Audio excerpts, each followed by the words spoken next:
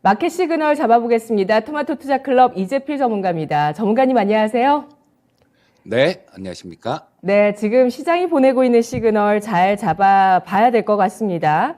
일단 미국장의 분위기는 굉장히 이번 한 주 동안 좋았습니다. 쇼커버도 굉장히 활발히 일어났고요. 골디락스에 대한 이야기, 여기에 이번 물가지표가 나오게 되면서 3월에 금리 인상을 멈추게 될 것이라는 금리 인상 중단론까지 시장에 나오고 있는 상황인데요. 시장의 시그널 잡아주시죠. 네, 일단 이번 주 금요일이니까 저 월요일부터 주간 동안 시장을 조금 정리해보고 넘어가도록 하겠습니다. 월요일은 미국 쪽에서 굉장히 좋은 소식이 있었죠.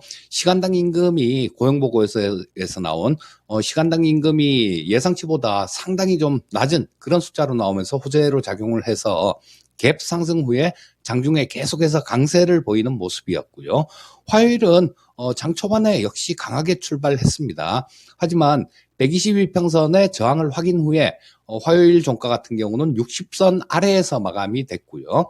수요일은 또다시 122평선 근처까지 갔다가 거기서 또 저항을 받는 모습이 받다가 음선으로 마감이 됐는데요. 하지만 이날도 60일 이평선은 상향 돌파를 하는 모습이었습니다. 어제 목요일 같은 경우는 옵션 만기였었는데요. 장 초반에 외국인들의 강한 선물 매도로 약간의 변동성이 나타났었습니다. 하지만 전에 말씀드렸듯이 만기 관련 누적 포지션이 많지가 않아서 시장 영향력은 거의 없었던 만기였다라고 볼 수 있을 것 같고요. 미국 CPI 발표를 앞두고 혹시나 하는 걱정에 다소 눈치를 본 시장이 아닌가 싶은 생각이 들어요.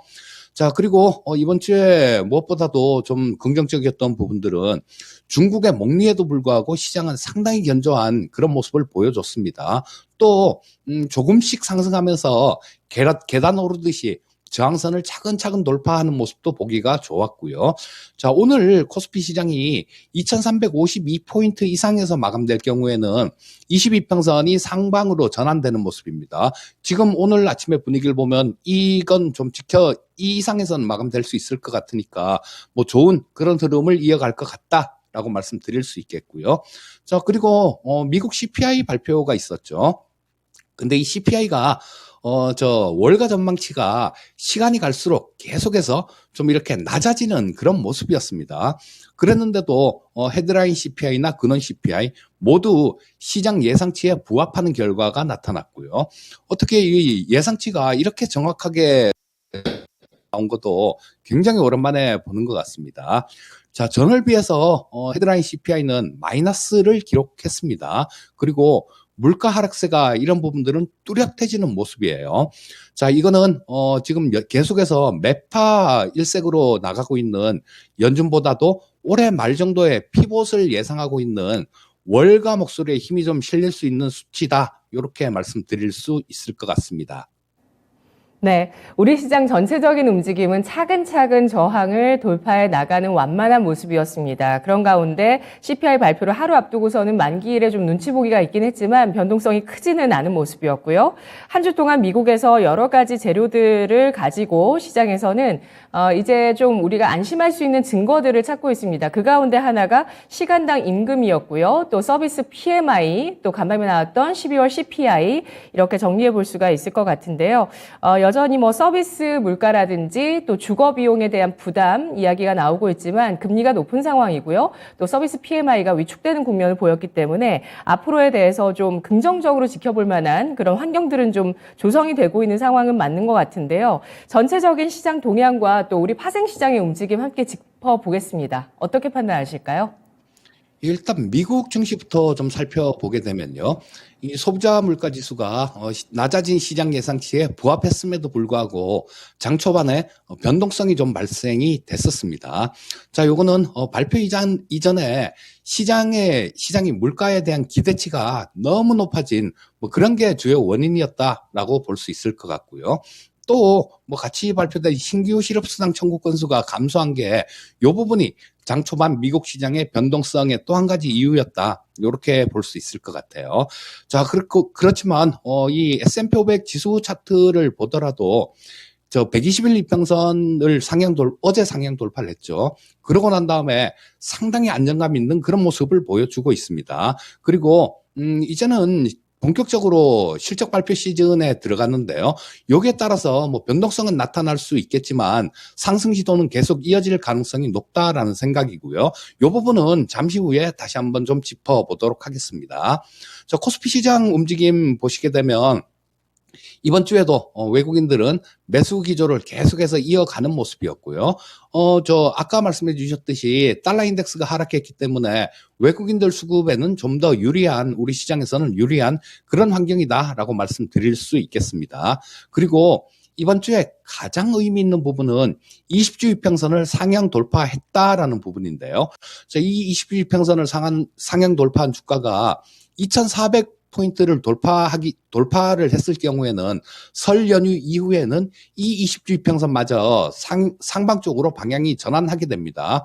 하지만 그렇지 않다고 하더라도 현 주가 수준을 유지만 하더라도 1월 마지막 주부터는 주봉상에서 기술적 분석 차원에서 봐도 상당히 좋은 흐름을 예상할 수 있겠고요. 다만 코스피가 어제까지 7일 연속 상승을 했습니다. 여기에 따른 숨고르기 가능성은 존재하지만 그 말 그대로 숨고르기다라고 보시면 될 것 같고요. 자, 그다음에 파생시장 동향도 잠시 좀 살펴보도록 하겠습니다. 자, 지금 최근에 선물 시장에서 외국인들은 그냥 오로지 단기 매매에만 집중하는 모습이에요. 어제도 마찬가지로 장 초반부터 매도 규모가 좀 이렇게 많이 늘어났다가 오후장 들어서는 그걸 전부 다 거의 대부분을 청산하는 모습으로 마감이 됐고요. 자, 아직까지 특정 방향에 대한 베팅은 없습니다. 그리고 최근 들어서는 미결제 약정 자체도 좀 정체되는 그런 국면이에요. 자, 그래서 선물 시장에서 좀 외국인들의 연속 매수가 유입 시에는 굉장히 좀 의미 있는 그런 상승도 가능하겠다라는 생각인데요. 자, 이 과정에서 저 표를 보시게 되면 연초 이틀 동안요. 그러니까 배당락이 끝나고 그 사거래일 동안 지금 이 외국인들의 순매도를 한 게 1조 1천억 정도를 순매도를 했습니다. 그 과정에서 매도 미결제 약정으로 늘어난 부분이 약 2만 2천 계약 정도가 매도 미결제 약정으로 늘어났어요. 자, 그래서 여기에 대한 쇼커버링이 나오는 그런 신호가 미결제 약정이 줄어드는 겁니다. 그래서 만약에 여기에 대한 쇼커버링이 나온다라면 훨씬 더 강하고 좋은 그런 시장을 기대해 볼 수도 있을 것 같으니까 이런 부분 한번 눈여겨 살펴보시면 좋겠습니다.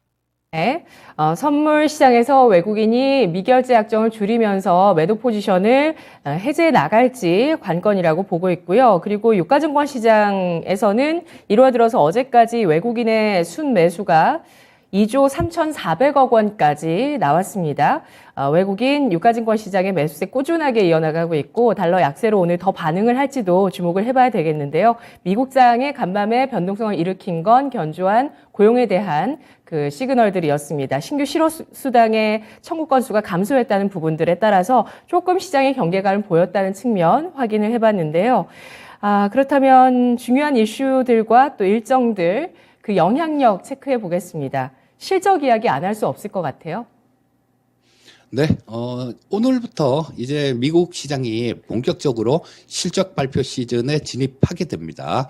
자, 미국이 4분기 실적은 전년 동기 비해 갖고는 좀 감소될 걸로 그렇게 전망이 되고 있고요. S&P 500 전체 실적은 전년 동기 비해서 4.1% 정도 감소될 걸로 추정이 되고 있습니다. 그리고 올해 1년치 전망치를 보게 되면 1년치 전체 EPS 전망치도 마찬가지 230.51달러 정도가 나오는데요. 요거는 9월 달에 2023년도 전망치 수준하고 비교를 해보면 약 4.4% 정도 감소한 수치입니다. 자, 오늘 JP모건이나 웰스파고, 뱅크 오브 아메리카, 시티그룹 같은 대형 금융주들이 실적 발표를 하게 되는데요. 이 대부분의 금융사들 실적도 좀 부진했을 걸로 그렇게 전망이 됩니다. 자, 이유는 기업과 모기지 대출이 많이 감소했죠. 자, 그래서 이런 이유로 인해서 4분기 S&P 500 금융주들 실적 전망치는 전년 동기 비해서 12% 정도 감소했을 걸로 추정이 되고요. 자, 하지만 이런 부분들은 계속해서 좀 시장에서 예상이 되었던 그런 부분들이기 때문에 아주 큰 충격은 없을 걸로 생각이 됩니다. 그리고 16일부터 다보스 포럼이 개최가 되는데요. 이 다보스 포럼은 주제는 조각난 세상에서의 협력이란 주제로 토의가 되게 되는데, 자, 뭐 지금 사전에 나온 그런 자료들 좀 보게 되면요. 이 세계 경제의 최대 위기 요인이 2년은 단기, 10년은 장기 이렇게 구분해서 발표가 됐는데요. 단기로는 물가, 그리고 장기로는 기후변화를 꼽았습니다. 자, 그렇기 때문에 이 다보스 포럼에서도 신재생 에너지나 뭐 수소 관련되는 이런 언급이 있을 가능성이 되게 많습니다. 그래서 전일 화두가 됐던 신재생 에너지 섹터 같은 쪽도 장기적인 관점에서 조금 저점에서 분할 매수를 하려는 노력이 필요할 것 같고요.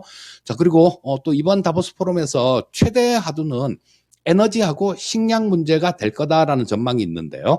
자, 우리나라의 그린랩스의 신상훈 대표가 여기에서 식량 문제 해결 섹션에서 단독 연설을 하게 됩니다. 이 그린랩스는 농업 분야에서 국내 최초로 유니콘 기업에 등극한 그런 기업이죠.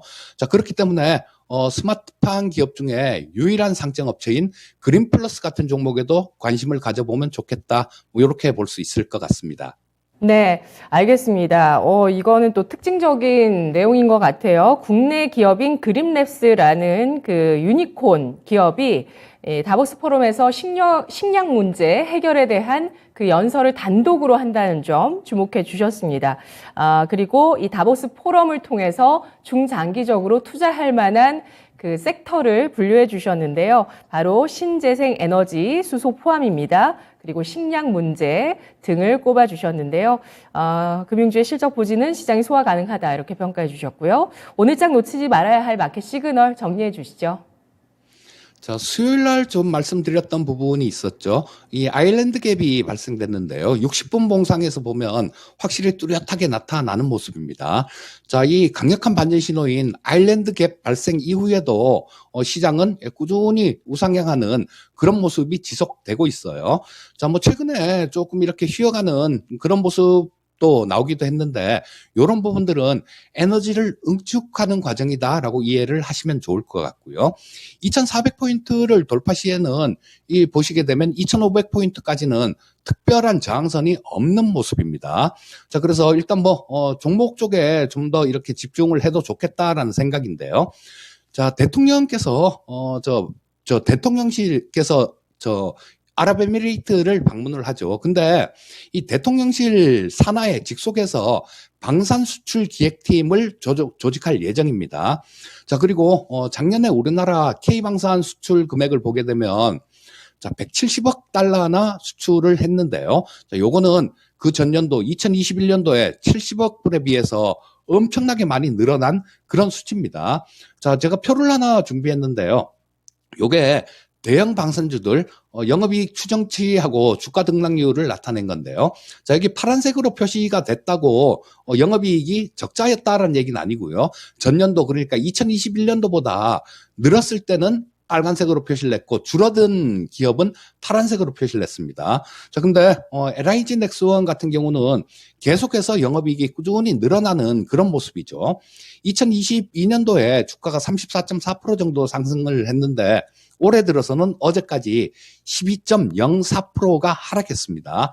자, 한국항공주도 마찬가지로 영업이익은 2021년도에 바닥으로 시작해서 계속해서 늘어나는 모습이고요. 작년에는 1,496억 정도가 나왔고 올해 예상치는 무려 3천억이 넘어갑니다. 영업이익이 2022년보다 2배 이상 늘어날 거다라는 얘기죠. 그런데 작년에 주가는 상당히 좋았지만 올해 한 지금 8.9% 정도 하락한 상황이에요. 하나에어로스페이스 같은 경우는 어제하고 그저께 이틀 동안 굉장히 많이 올라서 2023년 수익률도 플러스를 기록하고 있는데요. 플러스 6.93% 정도가 나오고 있죠. 자, 이 부분도 마찬가지로 보게 되면 2022년도 작년 같은 경우는 실적이 조금 재작년보다는 줄었습니다. 하지만 올해 예상되는 영업이익은 4,820억 정도가 예상되고 있어서 뭐 괜찮은 수준이다. 주가 자체가 이렇게 볼 수 있을 것 같고요. 마지막으로 현대로템을 보시게 되면 2021년도에 802억 정도 영업이익이 흑자였는데 작년에 1,333억 정도로 늘고요. 그다음 2023년도에 또 2,233억 정도로 영업이익이 늘어납니다. 작년 주가는 36.54% 정도 올라왔는데 올해는 마찬가지 3.7% 정도 하락해 있는 상태예요. 자, 이 부분을 조금 길게 설명해 드린 이유는 그겁니다. 영업이익이 상당히 많이 늘어나는 그런 과정에 있죠. 표를 보시면 한눈에 딱 나오실 겁니다. 그럼에도 불구하고 주가는 떨어졌다라는 얘기예요. 자, 실적이 성장하고 있는데도 주가가 하락했다라면 이거는 저점에서 좀 분할 매수하기 좋은 그런 기회다라고 볼 수 있을 것 같습니다. 네, 알겠습니다. 이 네 가지 종목 가운데서 어떤 종목이 가장 우위에 있다는 건 특별히 강조하고 싶지는 않으신 건가요? 아니요, 일단 추세로 이렇게 본다라면, 그리고 올해 주가가 가장 많이 빠진 부분들, 이런 부분들을 본다라면, UAE에다가 작년에 4조 2천억 정도, 수출 계약을 체결한 LIG 넥스원 같은 경우가 상당히 좀 좋아 보이고요. 나머지 종목들도 마찬가지 다 좋은 그런 모습일 것 같습니다. 알겠습니다. 실적 흐름과 또 주가의 괴리가 크고 또 지난해 대규모 그 수주가 돋보였던 다수주 많이 했습니다만 그 가운데서 LIG 넥스원 가장 현재 구간에서 매력적으로 보인다는 판단해 주셨습니다. 잘 들었습니다. 예, 감사합니다. 네, 고맙습니다. 오늘 놓치지 말아야 할 시그널 가운데 대통령실 산하의 방산 수출 기획팀 조직이 예정돼 있다라는 내용이었습니다. 방산주 다시 한번 볼 때라고 보고 있고요. 그리고 이 아일랜드 갭, 2320선에 발생한 아일랜드 갭에 대해서는 이재필 전문가뿐만 아니라 김동현 전문가와 김정수 전문가도 돌파할 당시에 굉장히 주목했던 그 라인인데요. 갭 발생했고 우상향 움직임 이어나갈 가능성이 높겠다. 이재필 전문가의 판단이었습니다. 마켓 시그널이었습니다.